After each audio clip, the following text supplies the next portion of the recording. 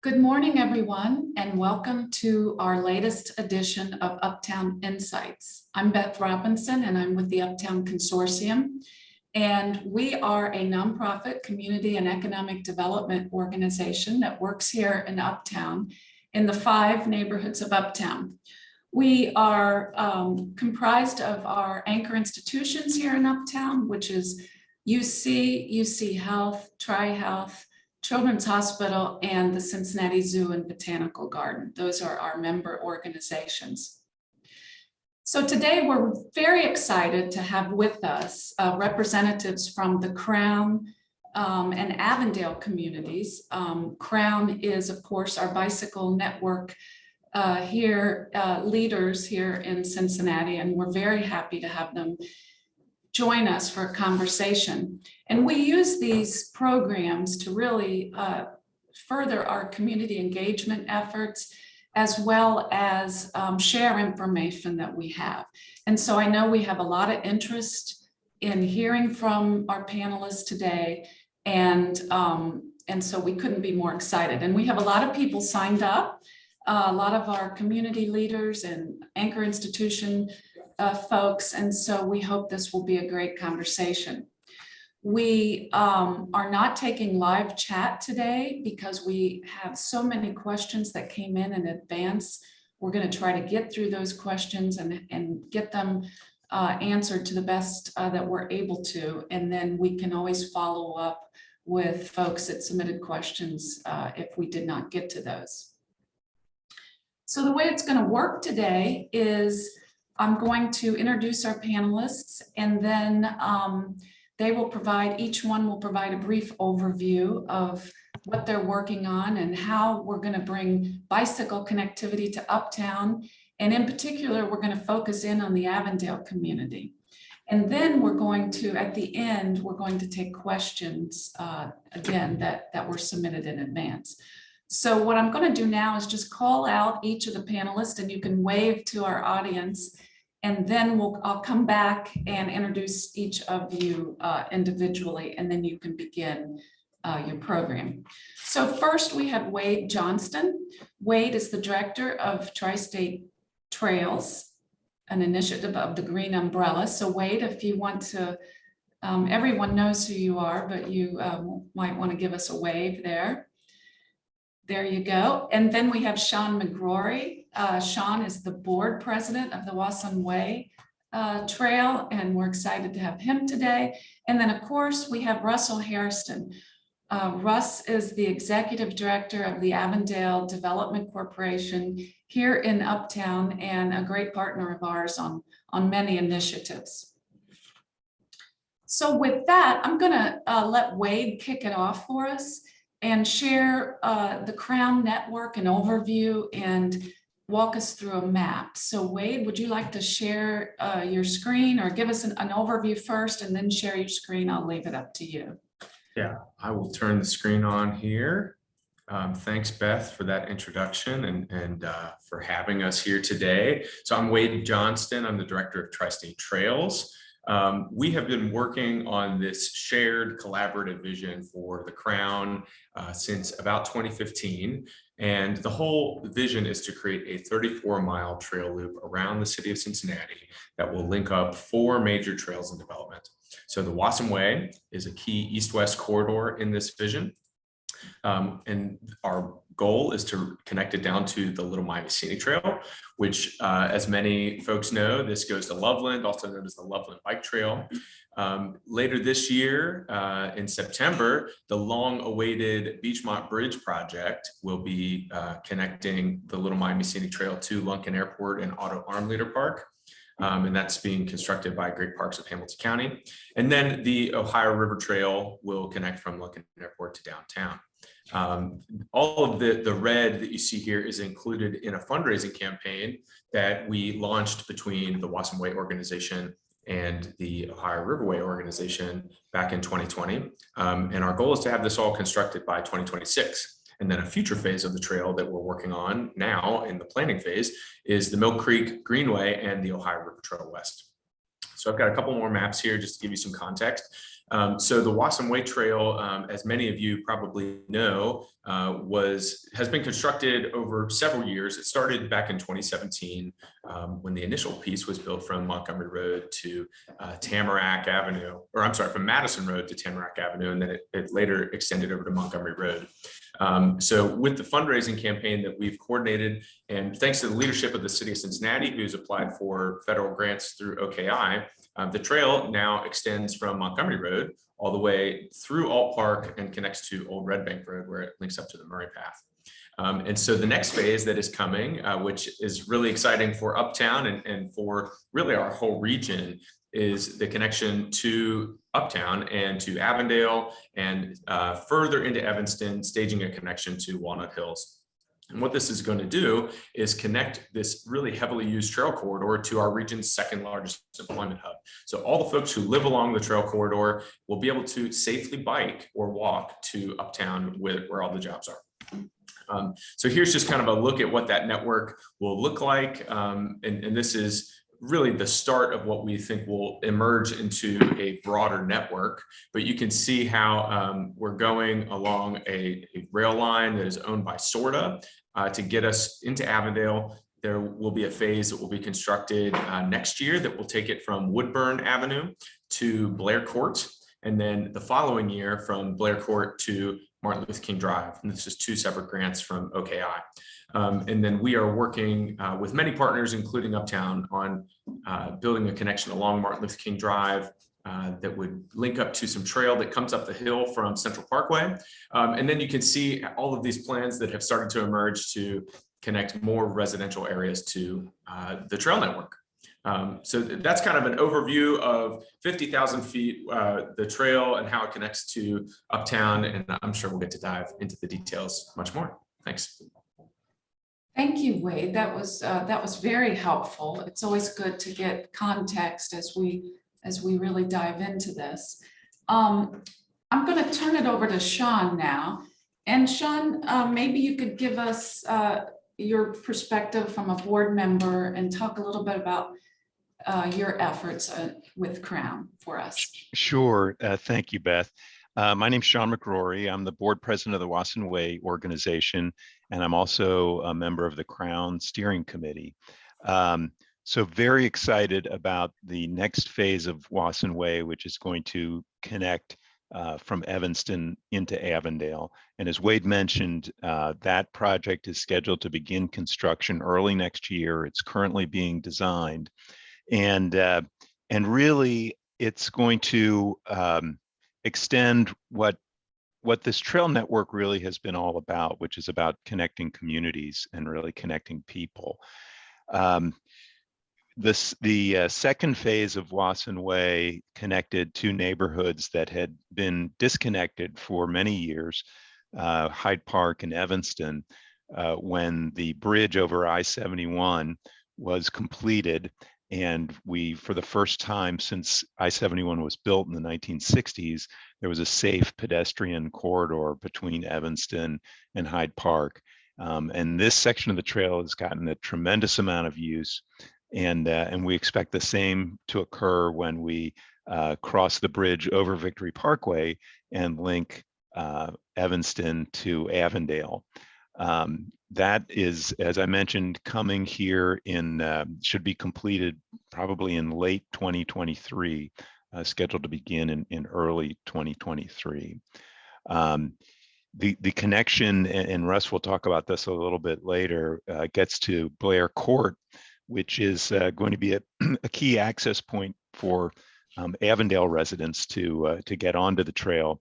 And it also connects right by Blair Park, which is currently undergoing a renovation by the Recreation Department and is going to be rededicated and reopened later this year. The other thing that's really been quite remarkable about the trail, so 2 things. That there has been a bit of sort of build it and they will come approach to this. And I want to point out, we sometimes think of these as bike trails, but they're really as much pedestrian trails as they are bike trails.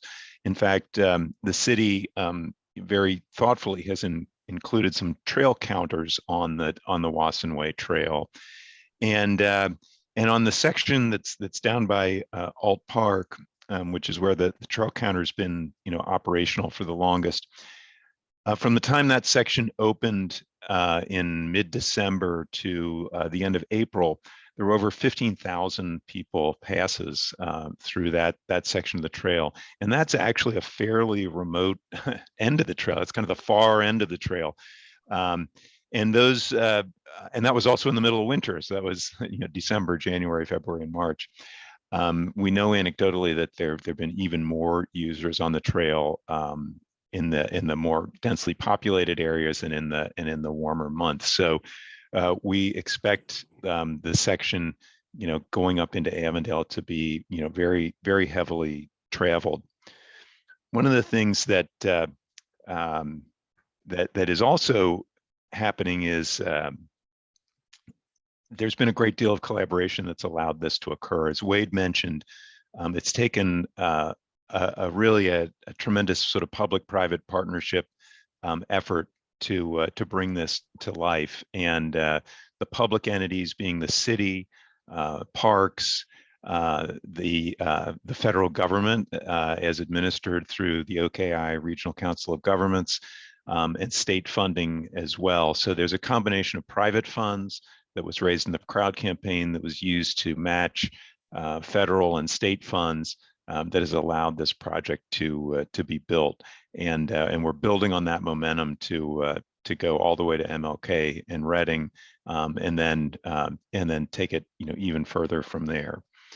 So in a nutshell, that's what Wasson Way has been up to, and what's coming here shortly to the Uptown area.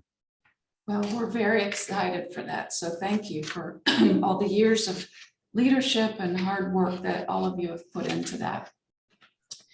So now I'd like to turn it over to Russ Hairston. And maybe Russ, you could talk a little bit about how this ties into the quality of life plan that you have for the Avondale community, and a little bit about some community engagement that you have planned. Sure, happy to do that.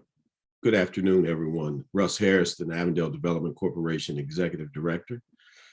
And, a little background on the Avondale Development Corporation. We direct the revitalization of both housing and economic development within Avondale by working with the residents and Uptown anchor partners to address and promote the well-being of those Avondale residents as recommended in our quality of life program and our quality of life plan. A little background on that quality of life plan. In February 13th, 2018, we held a visioning session. This visioning session was a little bit different than normal community plans. This was led by the residents with the Uptown anchors and support organizations providing technical assistance. And we basically, with the assistance of the Avondale Community Council, the assistance of the Uptown Consortium, LISC, as well as the city of Cincinnati, we held this visioning session. And what came out of this visioning session was days and weeks that morphed into a community plan called our quality of life plan.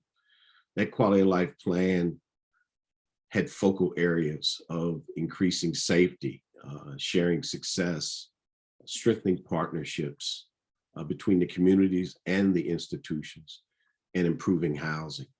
Very lofty goals, but goals that the residents have sought and fought for. And it's come to life because the plan was adopted by City Council and the City Planning Commission and City Planning Department, and is now an official planning document for the neighborhood. That quality of life plan, and I'll address a few of these and relate that to the Wasson Way Trail coming in. The plan we're speaking of basically called for inclusionary housing. That inclusionary housing has resulted in Blair Lofts on Blair and Reading Road, which is 66 units of rental property. It's a low-income housing tax credit deal. It's earmarked for the very low-income residents of Avondale. 30 to 60% of the area median income. That area median income is right about $67,000. So there's 66 units that will be completed in October of this year. The second project, of course, is our Hale Avenue project, which is our workforce development project. That's about 120% of the area median income. And that project will be completed in November and have a groundbreaking in November of 2022. Elated to announce today that our Alaska market rate development, which is going to be 18 single family homes, will have its groundbreaking on July 22nd. So we sought to do inclusionary development, and this represents that type of inclusionary development where we feel we have a product for all aspects of Avondale, from the existing residents to growing Avondale by welcoming in new residents, which certainly we want to be part of the Wasson Way Trail coming in off of Blair, as mentioned by Sean. Let me also state that the importance of this trail is that the connectivity that it will bring, the housing and economic development that can grow up out of it. We understand the trail in its basic form is running, walking, and riding. We also look at it as great economic opportunity throughout connecting these neighborhoods to where we can expand our housing and our economic development opportunities, to where we can have public-private partnerships with the other neighborhoods, and where we can improve the overall health of Avondale, which is utmost importance to us.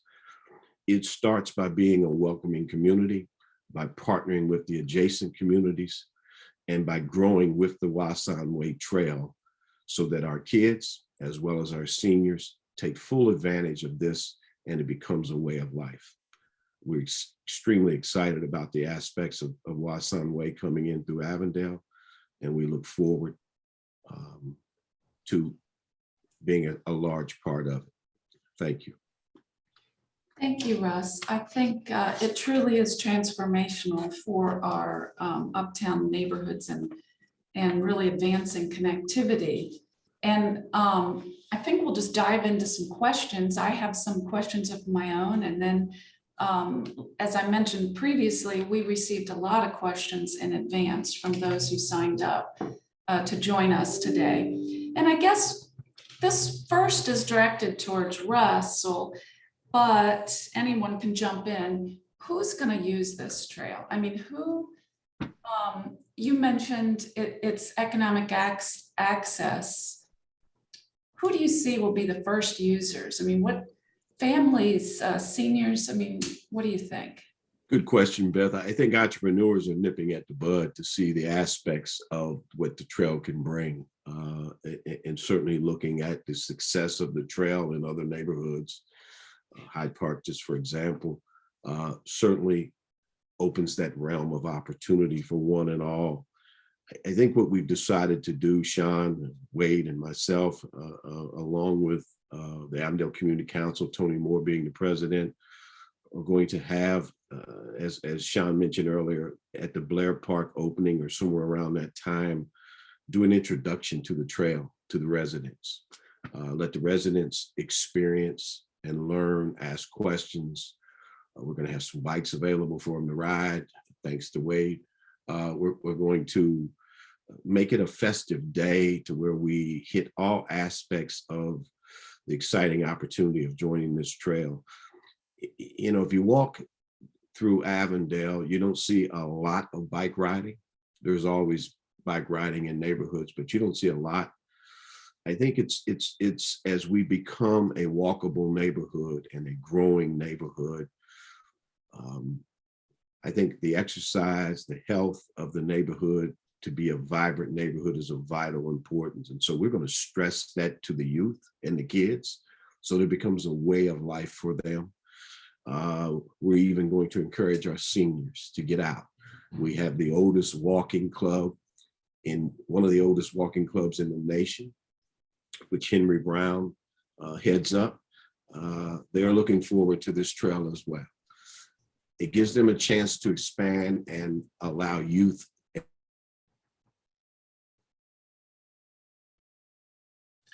I think Russ froze up on us a bit. It's probably an internet connection issue. So I'm going to turn to Wade or Sean, probably Wade first. Who uses the trails in general in other areas? Because I have this vision of hardcore bicyclists that are in great shape.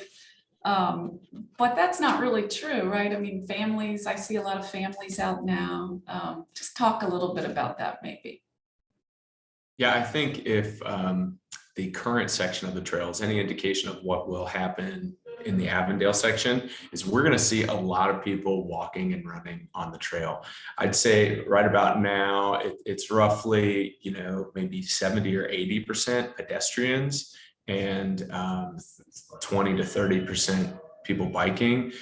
So it's very busy in the sections that it's been built because so many people are excited to have this wonderful connector going through the neighborhood. And what I am most excited about, I'm sure we will see a continuation of people walking and running and being active and trying to live a healthy lifestyle because of the trail. But I'm most excited about the connection that we're going to make to the employment center, because right now in Cincinnati, it's kind of difficult to bike around town if you're not a confident cyclist who feels comfortable riding with traffic in some part of your route. And this is going to create a thoroughfare for folks to be able to safely bike to Uptown, where we have so many jobs. And, for a community like Avondale, which prides itself on being a walking community, if we can get bikes in the hands of the folks who live there, it could really be a game changer for your ability to access a job, to access the grocery store, to access, basic needs that everybody needs to have access to. So I'm excited for the connection that it will make and how that will impact a growing usership for the trail. Yes, and welcome back, Russell. We know you've had a little technical glitch, or we did on our end. But That's why the Avondale Development Corporation needs your support. Thank you. Oh, it happens. It happens. Beth, to your question, let me just share one quick little anecdote. The other day, I was actually in my car at the Madison Road crossing that Wasson Way has across there, which, by the way, having safe pedestrian crossings with lights is a big component of the trail. So safe ways to move about is a hallmark of these trails. And I was there at the light, and it was perfectly encapsulated. There was a runner that jogged past. There was a mother pushing a stroller.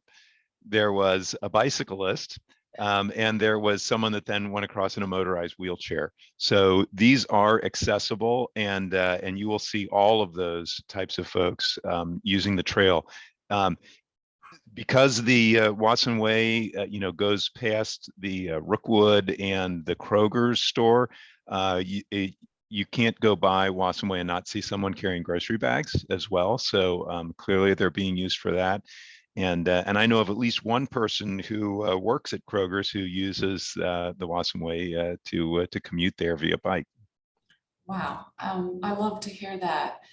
And that's one of the reasons we're so excited, is with all the jobs and development that we're trying to launch here, or is launched at MLK in Reading.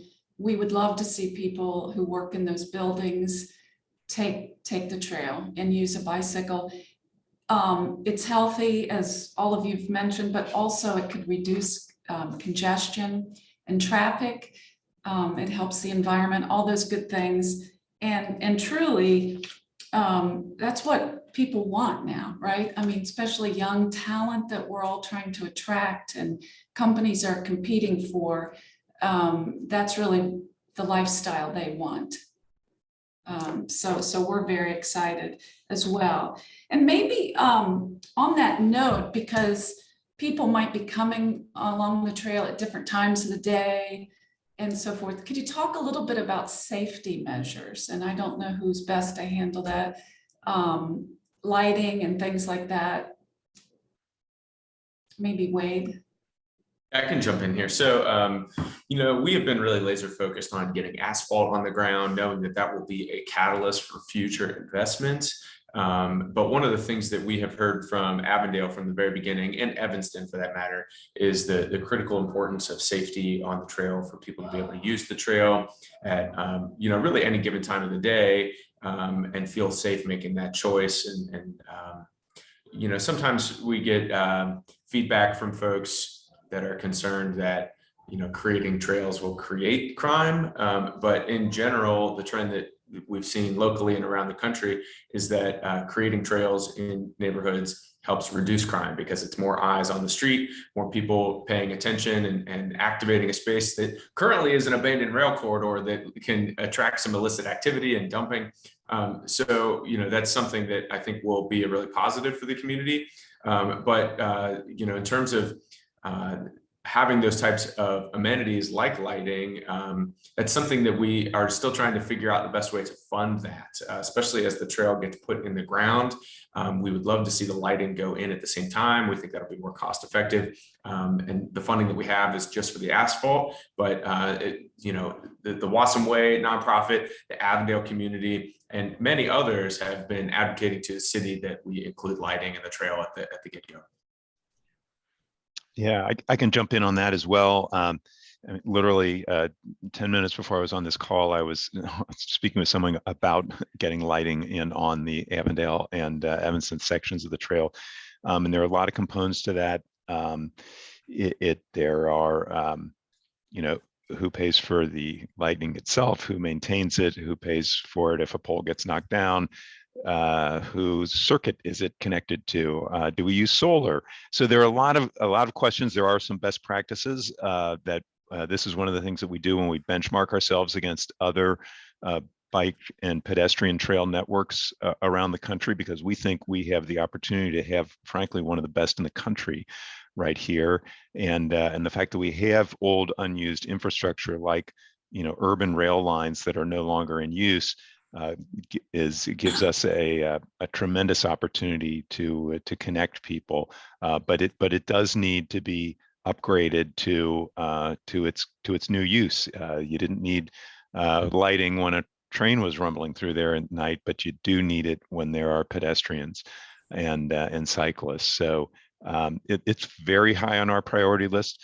We at the Wasson Way have visited with all 9 members of council to talk about that and express. Russ and I have gone together on a number of those meetings to express the desire for the communities to have that added. And so we believe that with the community input and the community desire for that we can find a way to get that done. Let me add, Beth, if I may. Avondale is so in favor of lighting on the trail. We did a partnership with Artworks and used some of the youth in Avondale to create light installations that will become the beginning of getting on the trail that are in place right now. And they're solar, so they light up at night or as it starts to become dark, so that it's lit in that area as well. We also, as Sean said, accompanied Wasson Way leadership to meet with the city council to express the need and the importance of safety along the trail. And we'll continue to do that, as well as work with the Wasson Way board toward funding and promoting the importance of safety throughout that trail and throughout the Uptown area. And thank you, all of you, for that, because it is important, not only how the bikes interact with the vehicle traffic, but also the lighting and other issues. And I was struck as each one of you were talking about how truly this is a public-private partnership, right? There's public funds, but then there's a whole group of people, Sean, that you're well familiar with, that really have been generous with their time and their fundraising. And without that, we wouldn't be anywhere, right? I think they were the early proponents. If you want to Yeah, let me speak to that. So as Wade mentioned, in 2020, we launched the Crown campaign, which was a partnership that Tri-State Trails had really organized to bring the Wasson Way and the Ohio River Way groups together to do some visioning around, how do we make this whole Crown network actually come into being?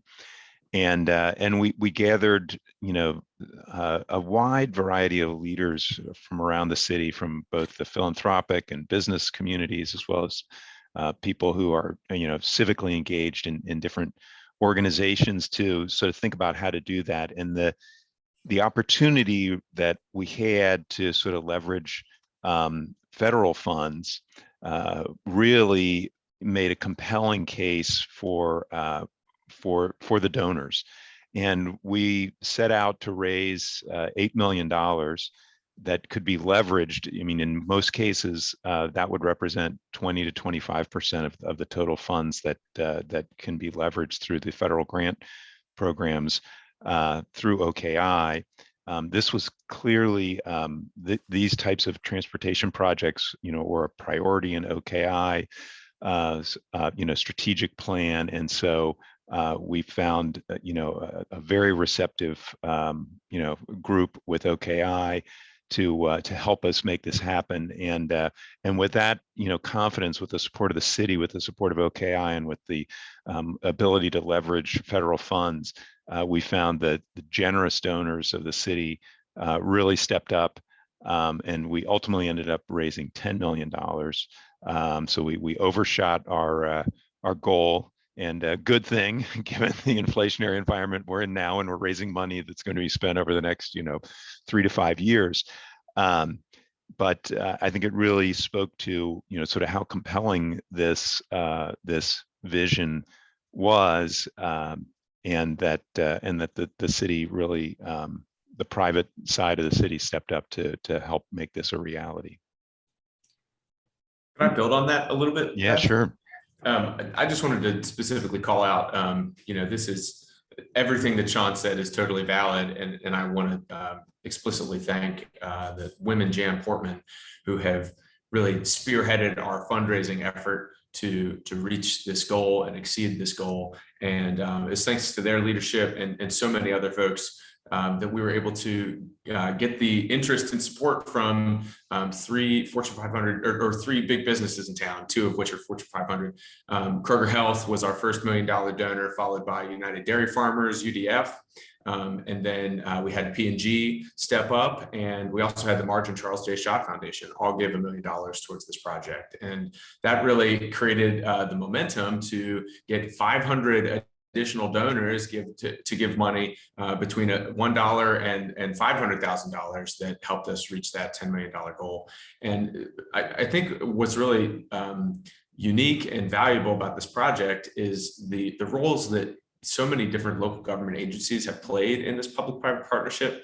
The city has brought their expertise within the Department of Transportation and Engineering to apply for the federal grants and then administer and implement the projects. And then where we're going outside of the city, and even in some cases inside the city, Great Parks of Hamilton County is stepping up to do that same role with the Little Miami Scenic Trail Beachmont Bridge and with the Ohio River Trail Oasis project. And then we cross into Marymount, Fairfax, Columbia Township. So there's just a really great example of so many parties working together, the private business community and philanthropic community stepping up. And that's going to result in an amazing community asset for Cincinnati that is going to benefit generations to come. So it's just been a real honor to be a part of this project. And in such a divisive time in our society, so many people coming together to work on a uniting project. And also, Beth, if I can add on to Wade and Sean, I think Avondale is elated to be part of this process.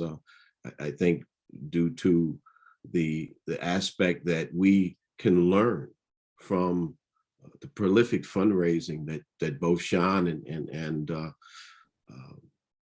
Wade and their organizations, and the connectivity they have with funders as well as with the various neighborhoods.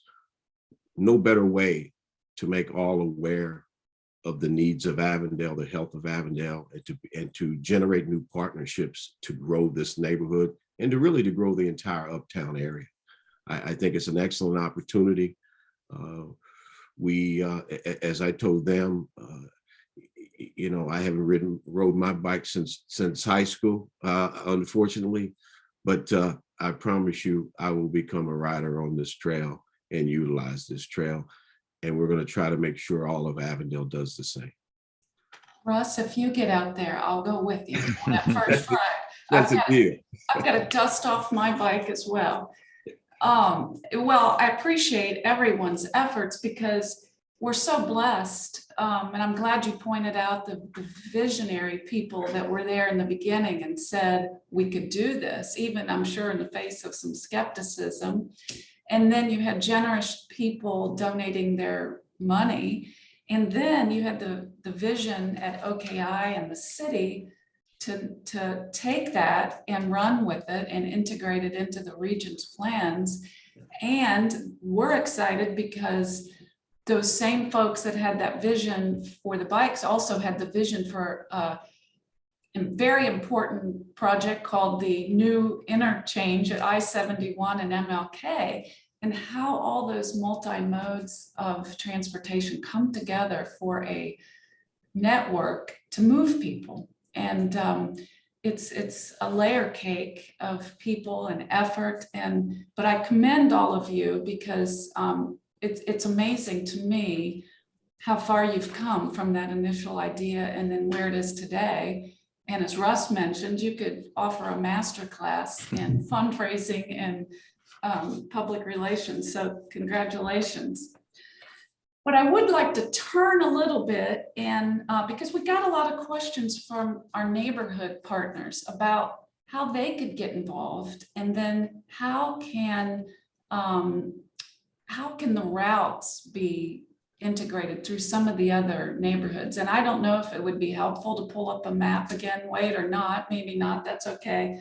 But maybe just talk about that because we've got it to Avondale here. And then now, how do we take it to the next level? Yeah, I'm happy to jump in there and share my screen again. Let's see here. So, you know, this is a 34-mile loop, and within 1 mile of this trail network, there are 54 different neighborhoods or adjacent communities.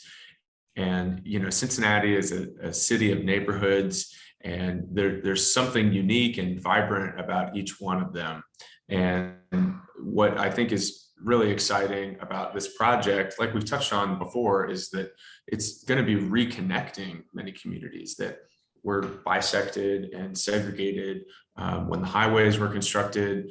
There's a really important racial equity component to this project because the toll that the highways has taken on, you know, predominantly Black neighborhoods back in the 50s and 60s. And this trail network is going to reconnect communities so that, you know, if you don't have access to a car, you have another option to ride your bike or to walk. And in that same vein, you know, I think the West Side is a really important opportunity that we're really just dipping our toe into at this time. Because on the East Side, if you look at this trail map, you know, there's a lot of solid lines, which means that the trails are built. And that's been just kind of the history of the way that the trails have been developed in Cincinnati. The Little Miami Scenic Trail is, you know, one of our region's oldest and longest and most highly used trail because of the visionary plan to repurpose the Little Miami Railroad back in the 80s and turn it into a trail. And, you know, we've got several other rail corridors around town that we've been able to repurpose. SORTA is another party that I forgot to mention when I was describing our public-private partnership. And they actually own the land that is going to allow for the trail to be built from Xavier to UC. And that land used to, you know, parallel or be where 71 is and went all the way down to downtown. And as we start to think about going to the West Side, this is essentially going to be, you know, opening a new frontier for people because right now, crossing the highway, crossing the Mill Creek, getting over the Queens Gate rail yard, there's not a really comfortable biking route for a beginner to do it at this time. The Western Hills Viaduct is going to be a huge improvement when they rebuild it, because it will have a 14-foot wide path on it. And as we advance these plans for the Mill Creek, we hope that it will create the momentum to finish the Ohio River Trail West and connect it to Paul Brown Stadium and go out all the way to Shawnee Lookout in Indiana. And, the city is already starting to take the lead on this section from Lick Run Greenway, which is a brand new project that was built by Metropolitan Sewer District, and connect that up to Dunham Recreation Center, where we get into East Price Hill and near Westwood. And by creating these thoroughfares, we're really hopeful that it will change the way that people think about transportation in Cincinnati, give people a place to recreate and have fun, and just make our city a more competitive place to live, work, and play. Thank you. That's very helpful. So if I live in Clifton Heights or around the university, how can I get on it? I can do my existing roadways and streets, and then I jump on the trail. I could go east and west. That would be an access point. Yeah, here, I'll just zoom in real quick and hand it over to Sean maybe to talk. But, Sure. There's all kinds of plans that are developing for new connections, knowing that this trail network is coming online. We've got a new protected bike lane on Clifton Avenue. The Clifton neighborhood's been working on a road diet on Ludlow to put in protected bike lanes. UC is working on this connection along University Avenue to connect the main campus to the 1819 hub. And I think overwhelmingly, we want to see protected infrastructure that's separated from traffic so that everybody can feel safe using it. But this is going to be a spider web that connects to so many destinations. Yeah, wait, I'm glad you mentioned that. This gets into sort of what are some of the challenges that we have now, and it's the last mile problem, right? Which is, getting from your front door to your place, to your destination, whether it's your school, your employment, your grocery, whatever it may be. It's great to have this wonderful off-street trail there, but you got to get to it on both ends. So historically, the way these things develop is it's an evolution. So once it is this build it and they will come. So we build the backbone with this Crown Trail network, and then start to do the less costly, but still time-consuming work of making protected bike lanes on streets. So a great example of that is connecting to UC Health and Children's Hospital. So as you can see there on the map, the trail is going to come up to Blair and then sort of swing south towards MLK and Reading. But you have huge employment opportunity, employers at Children's Hospital and at UC Health. So we're currently, working with the city to look at ways to get a protected bike lane paths that will connect, that node from Blair Court, where it comes in, over and across Reading and over to Children's and over to UC Health. Because that's what people need to feel comfortable and safe to use that as a primary means of transit. The other thing that's really been a great equalizer is the advent of the e-bike. And Red Bike has really stepped up and added a tremendous number of e-bikes to their fleet. And just e-bikes generally have all of a sudden made our city of Seven Hills now doable for commuting, because just the topography itself has been a barrier. The other thing that the e-bikes do for us is it does allow people who don't have cars in their household to get to their places of employment and their destinations without needing to have a car, without needing to have the expense of a car, without needing to have the insurance and everything that goes along with it. We believe that can be a really great equalizer and can reduce auto usage in the city and open up opportunities for people's households that don't have cars. I couldn't agree with you more. In some of our plans, just to kind of go back to something that you said earlier, our MLK Reading Road corridor study that we did with our community partners a long time ago, we call for along MLK a multi-mode widening there. And so that would be great if we could get a protected lane as well, because we need to move people on foot and on wheels, both cars and bicycles, but for today's purposes, we're focusing on the bikes, to our employment centers. And so we look forward to working with you and the city on that. We also have plans for a multimodal transit center. And so we definitely want to integrate bike access into that as well. That'll help get to the medical campuses. And so if we have a lot of talented, thoughtful people here in Uptown, and are there ways they can get involved and share ideas if they would have ideas on making some of these connections? Because it's always great to have community support and partners like you do in Avondale, but I'm sure there's other areas as well. Yeah, I'll jump in here on that. So what we have found, and this is with Wasson Way, that the community councils, the neighborhood councils are great forums for that. So for example, the lighting issue, bringing that to, the attention of city government is something that we're doing through the community councils. Another thing that we're looking at is zoning studies. These are rail corridors. The stuff around them is zoned for when there was a railroad going through there. There's a lot of industrial and commercial, and that's not what needs to go there now. So we're going through the community councils to petition for zoning studies to be done so that they can be updated and adapted to sort of the best uses for the neighborhoods. And the community councils also are, they are in touch with the vibe and the needs and the thought processes of the communities. This trail goes through many communities, and as an organization, Wasson Way, we're an enabler, right? We're saying this is your trail in your community. This is your trail. Tell us what you want to have on your trail, and we'll help make it happen.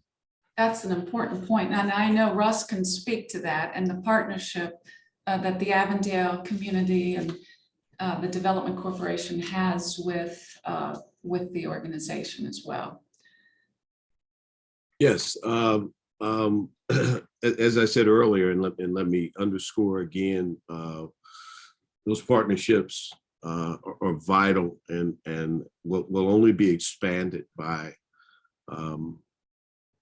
the trail coming into Avondale and by the connectivity we will have with not only the neighborhoods, but the organizations that make up each neighborhood. In Avondale alone, we are happy to work with Sean and as well as Wade as far as working with our Uptown anchors towards enhancing the trail, towards lighting the trail, and towards making sure their employees take advantage of the trail.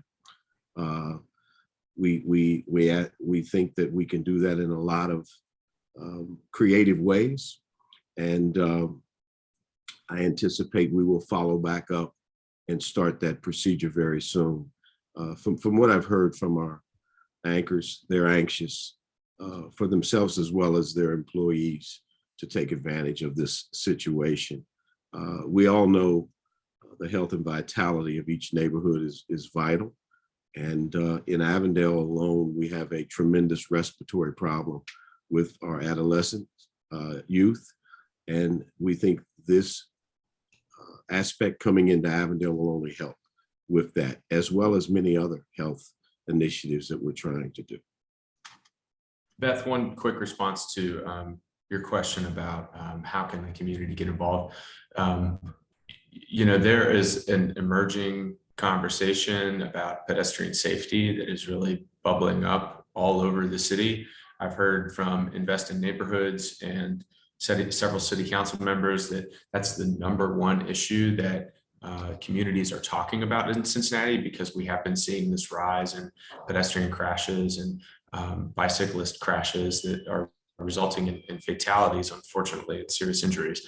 And I think that as a resident of any of these neighborhoods, please exercise your right to reach out to your council people, and just, if you believe in that type of improvement, to ask for it, because I think that this administration has taken a really proactive stance on pedestrian safety, and they've increased the budget tremendously compared to where it has been. I think there's now $4 million new funding in addition to $2 million that was in there before for pedestrian safety.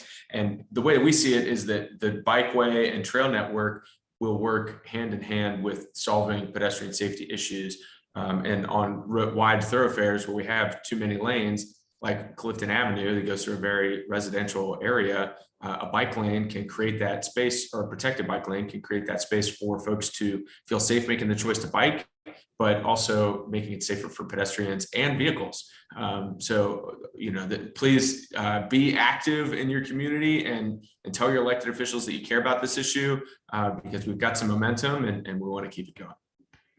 And Beth, 30 seconds on other ways to get involved. If you're really interested in the trails themselves, there's the crowncincinnati.org is the website for that, and Wasson Way itself, wassonway.org. And sort of the distinguishing between those two, as Wade said, Crown gets the trails built. So if you're interested in that piece, go to Crown, and we sort of bring the trail to life. So we do the landscaping, we put the amenities in, we program the public art, we program events and so forth on the trail. And so we have subcommittees working on all those types of things. So if you're interested in that, reach out to wassonway.org. If you're interested in helping get the network built and expanded, crown.org since crowncincinnati.org is your place to go. That's Beth, great. Beth, if I may, let me add, there's two other ways as well that we're doing in Avondale. One involves your organization. I think we are in a partnership with LISC, local initiatives group that has a Avondale safety initiative going on. We plan to address that during our initiative and goals and objectives and part of our platform as the trail comes online, because we feel that not only safety along the trail, but some of the neighborhoods along the trail have more of a safety issue than others due to the numbers that are out there on safety, crime, etc. We feel this is an awakening for all neighborhoods, and certainly the partnerships merged from this will help us in that effort as well. So our LISC safety initiative will address this and continue to promote residents to take advantage of the trail. And I know Franz from your organization has a safety initiative as well with Uptown. And I think we're working with them as well toward that effort. So I think both organizations, the Avondale Development Corporation and certainly the Uptown Consortium, will continue in our safety efforts to promote the trail and to allow the trail partnerships to help us with our safety concerns as well. That's great. Well, as we wrap up, just very quickly, what will people see next? What is there, a groundbreaking, a ribbon cutting? What's next? Well, you and I on a bike, first of all. It's going to be a sight that everyone's going to want to see. But on a serious note, I'm sure Wade and John might want to jump on that. Well, I think the very next thing is coming up, Russ, maybe later this month. I don't know if it's been scheduled yet, but the Blair Park opening. Yeah. And when that opens, we will be taking people on walks down Blair Court to where the access point is. You'll get to see it in its before. You get to take all your before pictures here where it's kind of overgrown and there were still railroads tracks in there, and walk across that Victory Parkway Bridge, and you'll get an idea of what that connection over to Evanston is going to look like. So that's coming up. I guess stay tuned for whenever Recreation Department is able to get the park open, there'll be a ribbon cutting, and we'll have walks on the trail then. That's the most immediate thing. Glad you brought that up, Sean. To that end, on Monday, the 19th at 2 o'clock, I have a meeting with Daniel Betts, the director of Cincinnati Recreation Commission. Happy to have you or Wade join me. That is one of the first questions I'm going to be putting before him, is the opening of Blair Park and supporting Wasson Way Trail. So to that end, that meeting's at 2 o'clock. It's at 805 Central Avenue, Suite 800, with Daniel Betts, the director. So, and I think what that does is allow us to plan those festivities for Avondale, which certainly opens the door to the residential support of that and the use of the Wasson Way trails and the Crown overall action steps throughout Cincinnati. And then I can shed some light on the next sections of trail construction. So, you know, it's been a little while since we had a ribbon cutting or a groundbreaking, and that's just because that's the way that the funding was lined up with federal and state sources. But we have had a really productive first half of the year. We have secured a state capital budget grant for $350,000 that is aimed at improving the crossings in Evanston and Norwood to get the Wasson Way extended west. This is an interesting situation because the trail goes through Xavier's campus from Montgomery Road to Woodburn.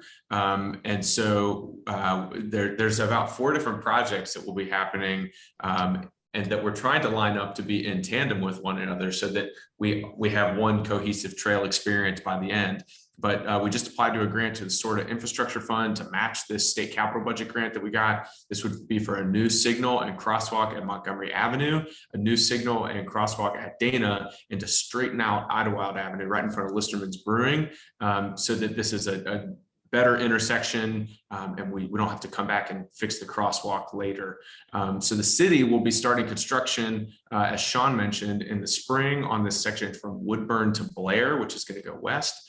Xavier will be building this section separately, privately, and we're trying to line that up to be in the same timing as this. And then hopefully we'll get the SORTA grant that will enable us to build the lights and crosswalks at the same time as all of that. And then one other just note for your listeners here, we just applied for $2.5 million through Great Parks of Hamilton County to close the gap in Marymount, so that even though we're going west next, we're lining up the money so that all you folks who live along the Wasson Way will be able to get to the Little Miami Trail. If that's awarded, that'll be probably 2026 that funding comes in. The city also applied for a grant for Gilbert Avenue to do a major road calming project that would add a protected bikeway to get you from uptown to downtown, which is a really big deal. And as I mentioned before, I'll state it again, can't understate how significant or can't overstate how significant this connection is. The Beachmont Bridge, the Great Parks of Hamilton County has been building. That's the question we get all the time. When is it going to be done? It's going to be done in September. There's going to be a huge party to celebrate. So those are some things that you can look forward to. That's great. Thank you. And I don't mean to bring up a bad subject, but Wade, didn't you have a flat tire over there? Yeah, I was riding on the Beachmont Levee. Normally I take the bus over, but I didn't feel like waiting for the bus. And I ran over some debris, and sometimes you get a slow flat tire where it looks like you're deflating. This is an instant flat, so it ruined my tire. I cannot wait for that bridge because it'll be a lot more pleasant to cross the Beachmont Levee. Well, you posted that picture of like, help, I'm waiting for a ride. And I thought I'm nowhere near, or I'd go swing by and pick you up. But yeah, my wife got me. I was about a half a mile from home, which was good. That's good. Well, I'm glad you made it. Wow, this has been a great conversation, and I so appreciate each one of you taking the time out of your busy days and schedules to join us today and help us communicate what's happening, because we get a lot of questions. That there's so much interest in this, and we want to see more folks around here and throughout the city on bicycles, including Russ and I. And so So can't thank you enough. And you're all three very impressive in what you do, and we're very honored to have you today. Thanks, Beth. Yeah, thanks for having us. My pleasure.